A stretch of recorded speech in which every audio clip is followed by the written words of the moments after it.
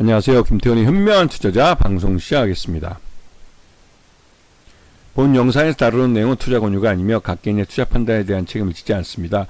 별도 SNS 채널 가입을 유도하거나 투자 권유 및 유료 리딩 서비스를 홍보하는 불법 사칭 계정에 유의하시기 바랍니다. 자, 오늘은 농심에 대해서 좀 말씀을 드리겠습니다. 지난해 연말에 그 농심의 4분기 실적이 발표되면서 시장에 좀 충격을 줬는데요.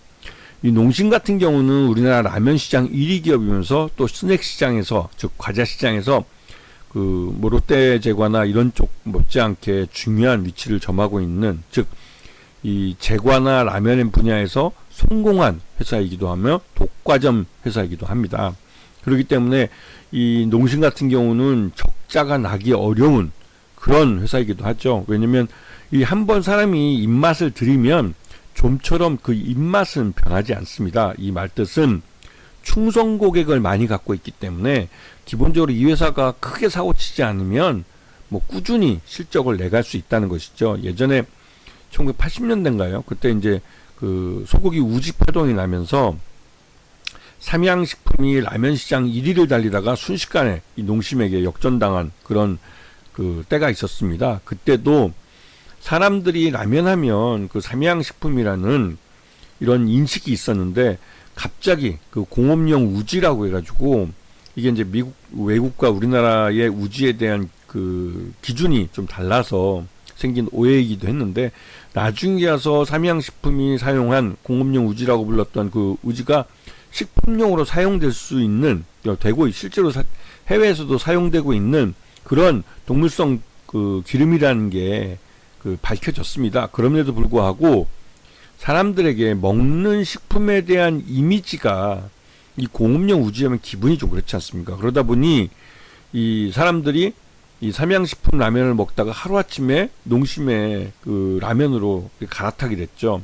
이 농심 라면은 그때 이제 때 운이 좋아서 또 신라면이라는 한국 사람들의 매운맛에 맞는 그 전보다 좀 더 매워진 그런 라면을, 신라면을 내놨고 대대적으로 광고를 했는데 이게 제대로 먹힌 겁니다. 그래서 이 농심의 이 신라면이나 매운라면이 한국을 대표하는 그 매운라면의 이름이 돼버렸죠. 그래서 해외에 나와서도 신라면은 그 나라 현지에 공장을 짓고 거기서 신라면을 이제 만들어서 팔 정도로, 미국 같은 경우는, 미국이나 중국이나 이 신라면은 이 한국인의 매운맛으로 유명한 그런 라면이기도 합니다. 그런데 이렇게 이 그 뭐랄까요, 우리나라 라면 시장에서 1위를 확고하게 지키고 있는 이런 그 농심이 작년 2024년에는 실적이 그렇게 좋지 않았죠.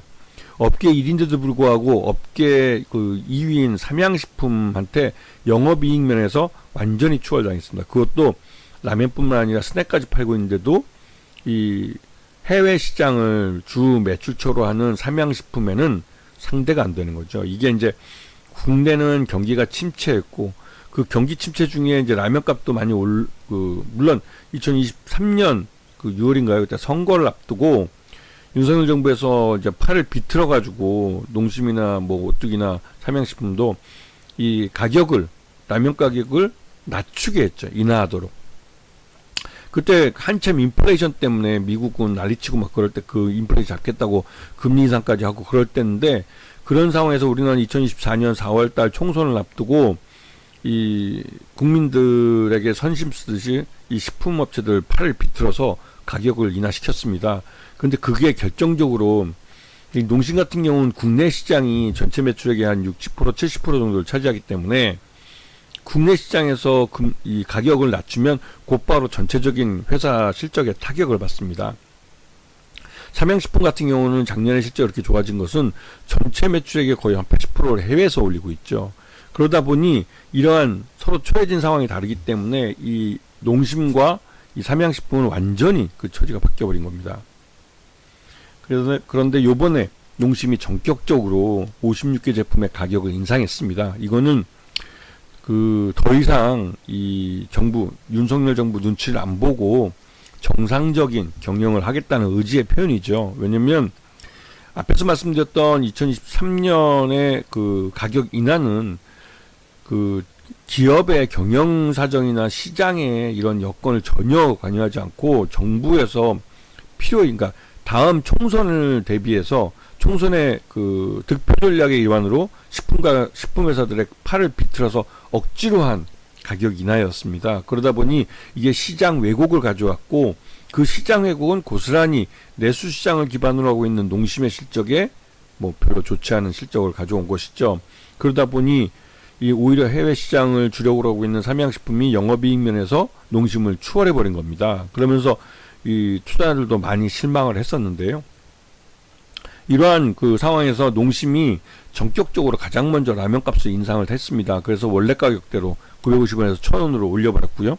그리고 이 새우깡, 가장 인기 있는 그 브랜드인데 새우깡마저도 가격을 인상을 해버렸죠. 그래서 이 시장 왜곡을 이제 처음으로 이제 좀 제자리로 돌려놓은 것 정도에 뭐 불과하지만 가격 인상에는 이제 나서기로 한 겁니다. 그래서 이 농심의 작년 실적을 보면 매출 외용도 예전과 비슷하고 영업이익은 뭐 한 30-40% 정도, 23% 정도 줄어들었고, 당기 순이익도 한 8% 정도 줄어들긴 했는데, 전반적으로 이 경쟁자인 삼양식품에 비해서는 아주 못한 실적이죠. 그렇기 때문에 요번에 가격 인상은 즉각적으로 이 실적에 반영이 될 겁니다. 왜냐면 이 판가를 직접 올려버린 거기 때문에 이 농심은 실적에 곧바로 이제 이 가격 인상분이 반영이 되게 되는 것이죠. 그래서 지난해 보시게 되면 매출은 3조 4천억이나 하는데 농심이 이 영업이익은 1,600억밖에 안 되고, 삼양식품은 매출이 1조 7,300억으로 이 농심의 반밖에 안 되는데 그 영업이익은 3,400억으로 거의 2배, 더블 이상을 치고 있죠. 이 차이는 삼양식품은 이 라면을 주로 해외에 갖다 팔았고, 농심은 국내에서 팔았다는 점이 다르고, 그나마 또 국내에서 판매할 때 그 판매가를 정부가 팔을 비틀어서 가격을 낮춰버리는 바람에 수익성이 아주 악화되어 버렸다는 것이죠. 거기에 비해서 삼양식품은 해외에 파는 거기 때문에 판가에 대한 그 인하 압력은 국내에 몇 개 한정된 종목에 그 영향을 미쳤기 때문에 해외에서 그 벌어들이는 대부분의 수익에서는 별 영향이 없었죠. 그리고 농심은 최대주가 농심홀딩스입니다. 이게 지주회사 형태고요. 32.72% 갖고 있고, 특수관계인들 다 포함하면 44.25%라 굉장히 안정되어 있는 것이죠. 자, 보시면 그 요번에 국민연금도 요번에 이 지분을 그 소폭 줄인 걸로 나타나고 있습니다. 그래서 농심과 삼양식품의 3개년 배당을 보시게 되면 이 농심은 뭐 꾸준히 그냥 5,000원씩 배당을 해주고 있고, 삼양은 그에 비해서 좀 그 부족한, 점점 줄어드는 그런 모습을 보이지만 총 배당금 자체는 올라가고 있죠. 하지만 주가가 올라버리니 뭐 배당 성향은 좀 낮아지는 모습을 보이고 있습니다. 자, 그리고 농심의 목표 주가가 계속 이번에 이제 실적을 발표하고 나서 그 실망한 그런 기관 투자들이 대부분 좀 실망한 모습을 보였지만, 이번에 가격을 인상하면서 대부분의 증권사들이 목표 주가를 올려잡고 있습니다. 그도 그럴 게, 농심 같은 경우는 시장을 과점하고 있는 그런 과점 사업자이기 때문에 여기서 가격을 올리면 그렇다고 다른 데로 가지 않고 고객들이 그 오른 가격을 받아들이고 그냥 소비를 계속한다는 점이죠. 자, 그래서 최근 들어서 이제 기관 투자가들 중심으로 서서히 다시 사들이고 있는 모습을 보이고 있고요.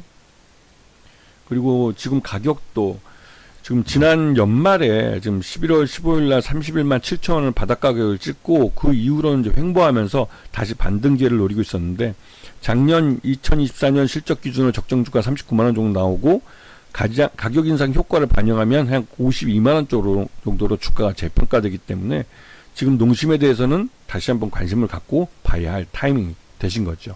아시겠죠? 자, 오늘 방송 여기서 마치겠습니다. 감사합니다.